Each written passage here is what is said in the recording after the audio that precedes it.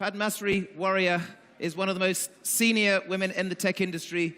She was CTO at Cisco, also running strategy, on the board of Microsoft, involved in many other businesses. Yet you left Padma and you ended up working for a Chinese car company. We've heard some dodgy things about Chinese autonomous car companies lately. There's one called Faraday Future, run by or owned by a Chinese billionaire that's had some negative publicity. Yet you went to a company started in 2014 by a Chinese gentleman called William Li. The company's called NextEV, and the product is NIO. Why did you decide that working on an autonomous electric car was your next step? Yeah, so as you pointed out, I was at Cisco. I think the last time I spoke at DLD, maybe 2 years ago, I was Chief Technology and Strategy Officer at Cisco. And I kind of was thinking about what my next big bet would be. And I think I saw the transportation vertical as a vertical that's really fundamentally, in a way, the product really hasn't changed in the many years that all of us have been driving cars. Cars essentially look the same. And yes, there was innovation in terms of fuel efficiency and perhaps a little bit of passenger comfort, but fundamentally it hasn't changed. And I felt like it's time where the car is really becoming more of a computer and more of a robot. And as this transition happens, I wanted to be at the beginning of driving that transformation. And I chose to join NextEV because it is truly a global startup, and I think this is something I want to emphasize. It's the only global startup, by the way, I think that I know of ever in any industry, in the sense that it's not a startup that is created in Silicon Valley, creating technology and products for China or for Europe or for India or just for California, or the other way around. In the sense that the startup is structured where there is a parent company with two different operating entities. There is a China company focused on building electric vehicles for China, and we are based in Silicon Valley in San Jose, looking at the markets like US and Europe, because the consumer behavior is very, very different. And the car, unlike a phone or a smart mobile device, the product matters where it lives and who it lives with. In the sense, is it living with a single person in San Francisco, or is it living with a family of 7 in Shanghai? I think the product definition and the requirements for the product vary dramatically differently. And that's why we decided to make this a global startup. This is a big difference between us and the other companies in this space. So you are global. Although it's a Chinese company, there are 4 main bases, including Munich, but also London, Shanghai, and San Jose. So you're running the US arm, which is about 300 people so far, hiring, I think, another 400 this year. But you talk about building the full stack, not just the physical car, but the electronic digital brains inside the car. Explain a bit more what the full stack is. Yeah, I call it the car 3.0 full stack. And the reason I say that is many people today, whether it's people from traditional automotive car companies or even in the technology space, think of the car as separate from the software. I think even the previous speaker, we look at the AI stack as being very different from the physical product. I think that's a mistake. And I think this is a mistake we have learned through various other industry transformations. And I've been in the tech industry pretty much for my whole career. If you look at the computing industry, for example, which went through major shifts from mainframe computing in the early days to personal computing to now cloud computing, each of those transitions, those 3 transitions, are fundamentally different in the sense it's not just the hardware or the software that changes, it's the full stack. So in the mainframe computing, for example, in that era, most of the innovation was in the hardware space. And then when we went to personal computing, we created operating systems and packaged software systems. And then when we went to cloud computing, we've shifted again to really distributed computing models and a way through APIs to create software applications on top. And the mobile industry went through a similar transformation when I was at Motorola for a long time. And the mobile device originally was a voice device. And so the capabilities in building a voice device was really RF engineering and antenna engineering. And then it went to a mobile internet device, and we saw the rise of iOS and Android, and actually really the birth of app ecosystems and app stores. Before that, there was no app stores and no apps. And now there's another battle brewing, which personal assistants, digital assistants, right? Whether it's Alexa or Siri or Cortana, who's going to win that battle? So I think when these transitions happen, typically the industry has to, the winners in the industry, I would say, are those that really focus on the full stack. Everything from the hardware all the way to the application, and not just the application, how users actually interact with that. So I was listening to another panel earlier this morning. Bertrand Piccard was talking about electric aviation, and he compared the transformation from candle makers to electric bulbs. You know, very different industries, very different capabilities when we saw that big transformation. I think the car industry will go through fundamentally a similar transformation, meaning the hardware product as we know it will be very dramatically different when we go to fully autonomous electric vehicles. It's not, perhaps it won't look like the cars of today with doors that open a particular way, seats that are configured a particular way. And so this is why I believe the winners will be those that focus on the full stack. Everything from the powertrain that powers the vehicle all the way to how users interact with this product. And we are focused on building that full stack. And you talk about the intelligent car that learns the driver, the user's behavior. How will that work? Yeah, if you think about any consumer product today, right, clothes or furniture or your mobile device, there is a large amount of personalization that we see. So in your mobile device, for example, you can have different the way you structure your applications based on which apps you're using mostly, the screen configuration can be different, your ringtone can be different, everything is personalized. When you go to Amazon, they actually personalize for you, or Netflix, they personalize for you. If you think about the car, the extent of personalization that exists today is hanging beads or dice from the rearview mirror. It is so rudimentary, it almost feels like you're in Stone Ages, and that shouldn't be that case, right? Cars have lots of computing power, and so we really want to think about how the car actually becomes a learning device, which learns your preferences, learns not just, by the way, seat settings and what you want the temperature to be at, but what routes are you taking? What is your commute every day? Because most of us, our commute routes are fairly fixed. We go from home to work and work to home majority of the time. And so the car should learn these behaviors and should be able to learn your calendar and take you where you want to go.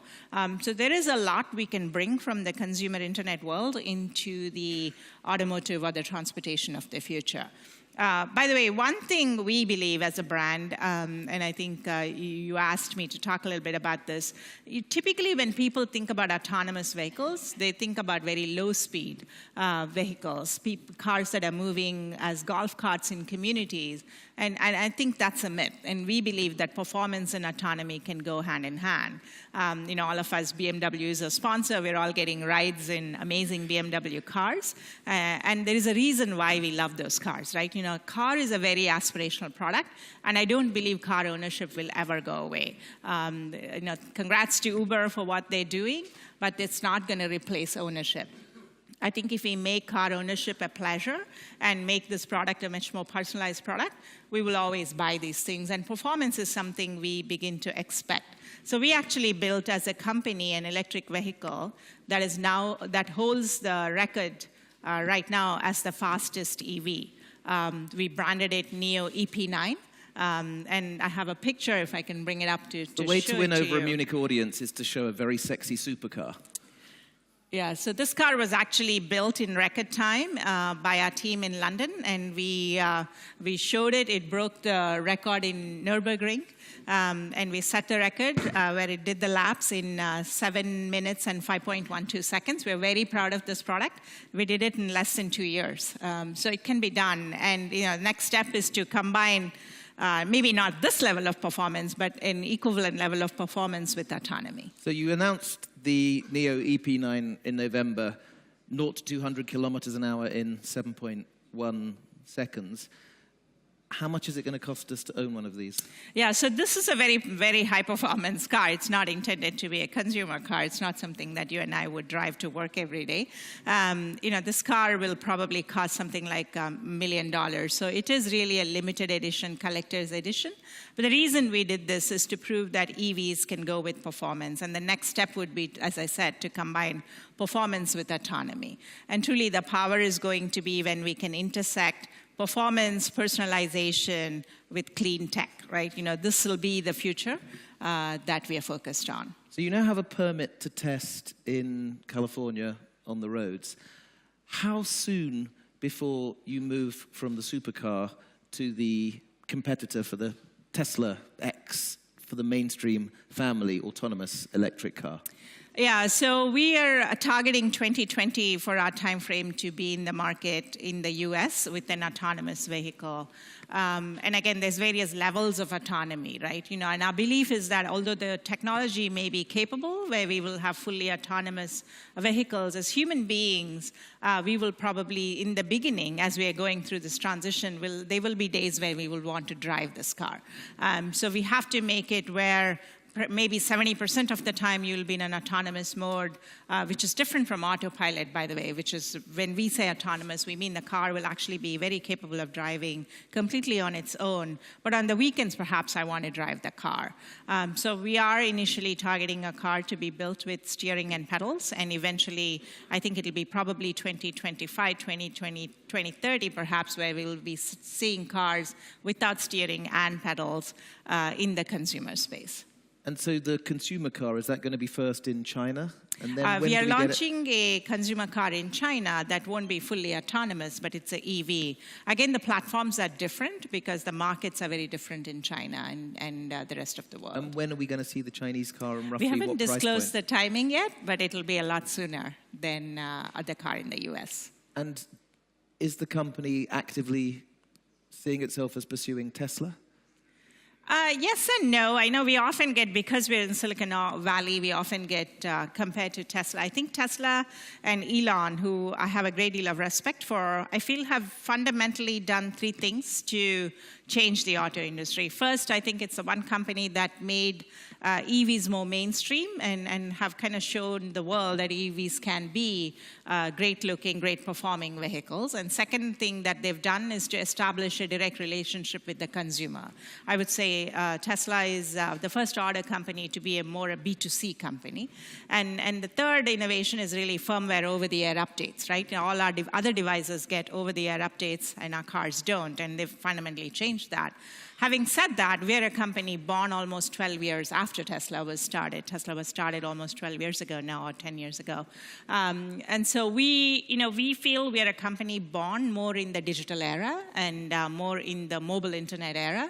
There's a lot we can do about personalization, about really understanding the user behavior. So our focus is really at that ecosystem on what is the personalization that happens. How does the car learn the routes you're taking and optimize that? How does the car actually know already which roads are congested?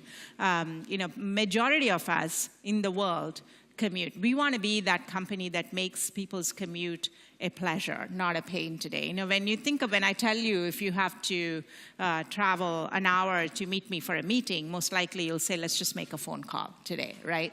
Because you just hate being in traffic. That time is wasted today. In America, 134 million people commute one way, 25 minutes every day to work, right? So that's roughly an hour of their day that's lost. 3.4 million people commute more than 45 minutes one way. That's 90 minutes, and I'm one of those people. I commute 45 minutes one way. Basically, that time is wasted. So our vision is when you have a self-driving car, how do we give people that time back? Today, cars give us the freedom of movement, and in the future, cars will give us freedom of time. That's what we talk about. You talk about, actually, the car 3.0 as being your companion, your living space, and your safe haven. How do you plan the design of a car, the user interface, for an era where maybe you won't need the steering wheel? So actually, our car is being designed here in Munich. We have a design studio in Munich where we have some amazing designers, car designers, who work very closely with my team in Silicon Valley. And we are combining the best of automotive design with the best of user interface design from the consumer internet space, and rethinking how even the infotainment, as it's called in the car industry, we call it digital cockpit.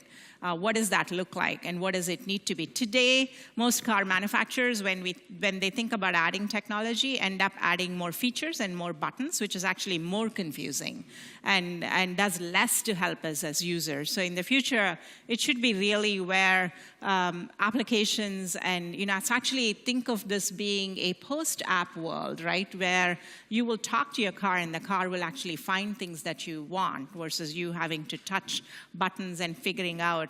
There was one premium car, I won't name the manufacturer, that comes with 60 presets.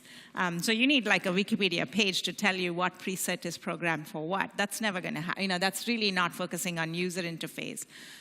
So we want to change that whole paradigm. So we're combining the best of car design with the best of UI design and technology. So actually, after this meeting, I'm going to go to our design studio to work with the designers on what this future car will look like. We've got 2 minutes left, Padma, and I'm going to ask you some quick-fire questions, like 10-second answers. Security. Once you create autonomous electric cars that are on a network where you've got 60 button choices, they're going to get hacked. How vulnerable are we? So we're working on that. Today the network in the car is a very antiquated network. I call it a dial-up modem. It's all CAN architecture, which is very old. You can't encrypt it. There is no firewall. Basically, the bandwidth is very low. It makes your windows go up and down. In the future, we're going to be pushing terabytes of data, petabytes of data out of the car. I come from a networking background, so we're working on, we have to update from CAN to Ethernet and create an inordinate amount of security, all of the learnings that we've had. So one of the stacks in the full stack is cybersecurity, very important. Range anxiety. How far is one charge going to take your driver? I think, the range anxiety is one of those psychological things. And I think as people, we are nervous if on a full charge if we cannot go at least 300 miles. So I feel like there's a threshold of 300 miles beyond which we don't feel range anxiety. So that's what we should all target as an industry to get to. Okay. Last question for this bit. What year will it be the norm to step out into the street of Munich and click a button on your device and the autonomous electric NIO car will come to get you? We hope it'll be sometime between 2020 and 2025. Quite exciting. Please can we thank Padmasree Warrior of NIO. Thank you.